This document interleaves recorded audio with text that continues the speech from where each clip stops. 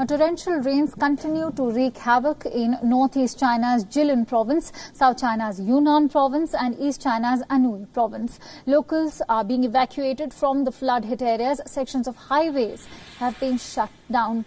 Persistent rainstorm caused landslides on a section of a highway in Anhui province, forcing multiple entrances to shut down and interrupt traffic.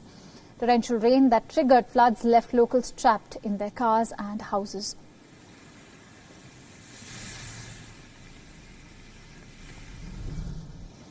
Two people were even trapped in a vehicle in Wuding country as they attempted to drive through the flood.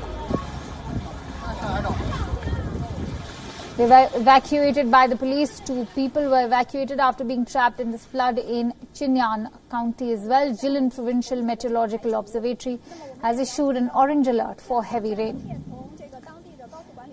It is the second highest warning for the rainstorm.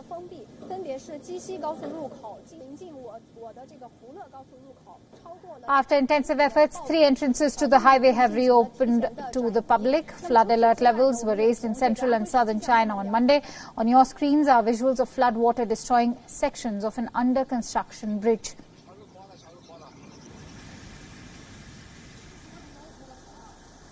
The central of Wuhan, which is the epicenter of the new coronavirus pandemic, raised its flood alert level.